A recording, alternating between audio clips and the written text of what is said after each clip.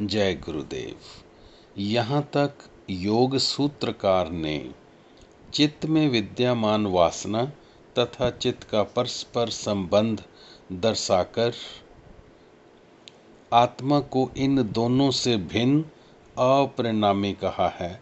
जैसा कि पहले कह आए हैं कि चित्त ही वासना का आश्रय स्थल है और जगत के विषय वासना का अवलंबन है, जिनमें वह फलती फूलती है।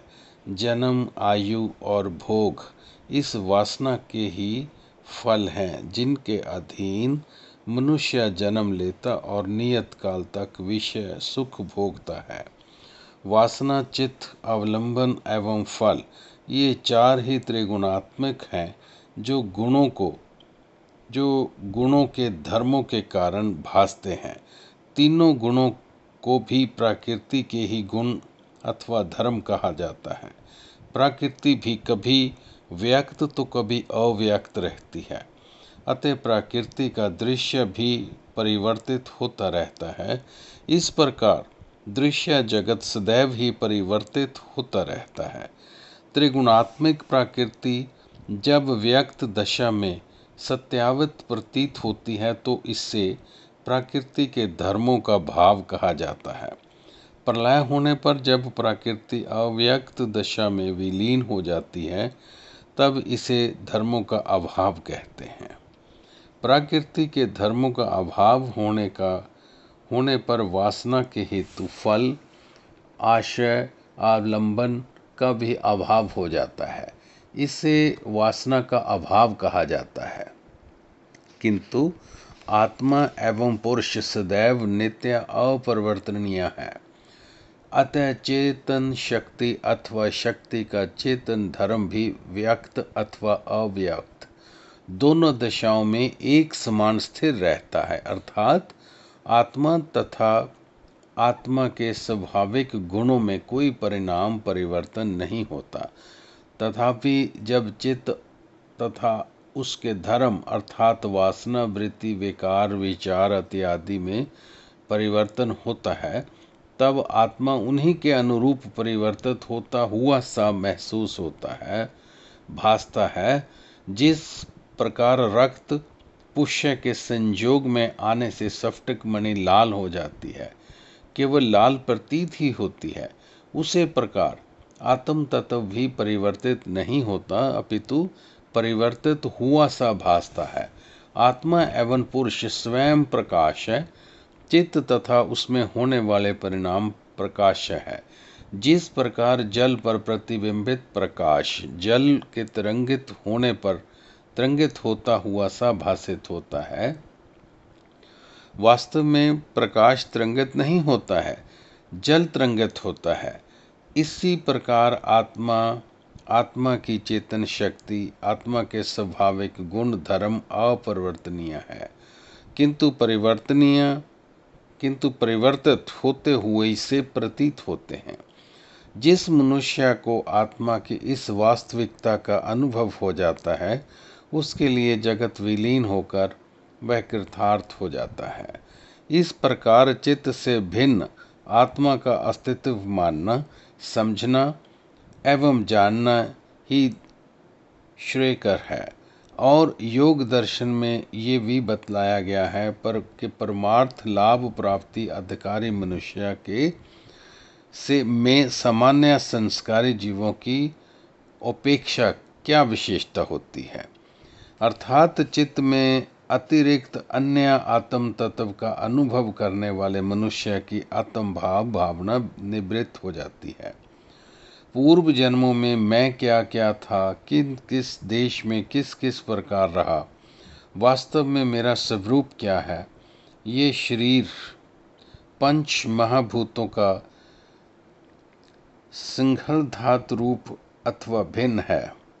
आगे हम क्या क्या रूप धारण करेंगे, किस देश में किस प्रकार में स्थित होंगे, इस प्रकार के आत्म विषयक विचारों को आत्म भाव कहा जाता है। ये आत्म भावना चित्त में तभी तक विद्यमान रहती है जब तक विवेकज ज्ञान नहीं होता। समाधि की प्राप्ति के पश्चात साधन को साधक को इस प्रकार की अनुभूति हो जाती है कि वह आत्म भाव भावना भी चित्त में उसके परिवर्तित होने के कारण ही उदय हो रही है। मनुष्य वास्तव में अविद्या के संजोग से रहित तथा चित्त के धर्मों से अछूता होने से सदैव ही शुद्ध स्वरूप एवं निर्विकारी है।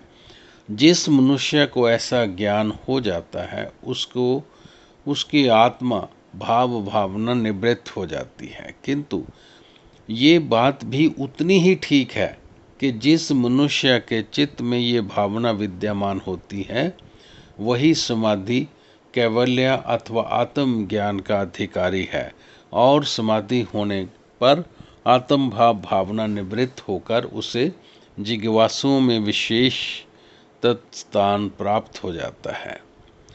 उसके पश्चात योग दर्शन में विवेकी पुरुष के चित्त का स्वरूप बताया गया है।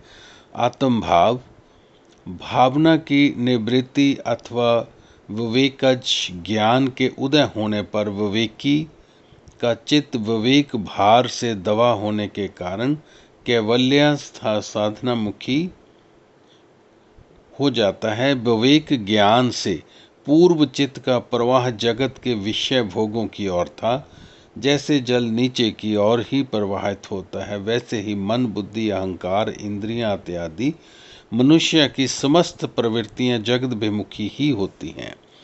यहाँ पर ये प्रश्न उपस्थित होता है कि यदि योगी का चित्त विवेक में स्थित हो जाता है तो वह फिर कभी भी व्युत्थान दशा में नीचे नहीं आता, अतः उससे जगत व्यवहार किसी भी दशा में संभव नहीं हो पाएगा, क्योंकि व्युत्थान दशा में आए बिना व्यवहार संभव नहीं है।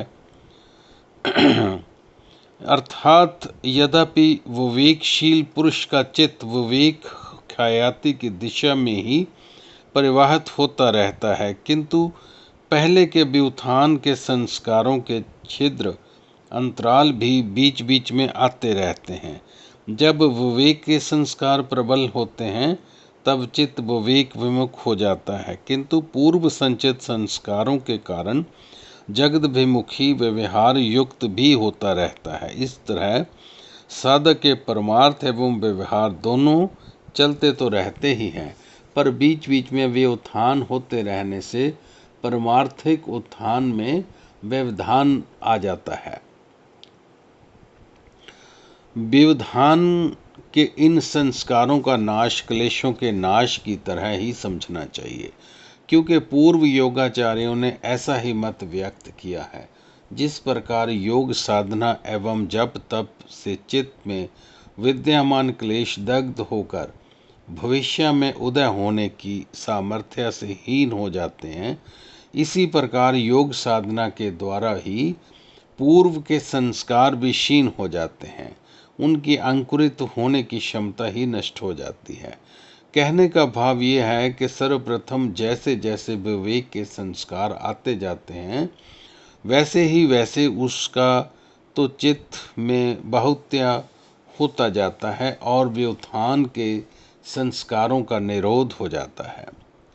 तत्पश्चात निरोध संस्कार विवेक संस्कारों का स्थान लेना आरंभ कर देते हैं और निरोध संस्कारों की वृद्धि के साथ साथ विवेक संस्कार क्षीण होते जाते हैं। निरोध संस्कारों का क्षय असंप्रज्ञात समाधि से होता है, अतः साधक विवेक संस्कारों के उदय होने पर ही संतुष्ट होकर बैठ जाए।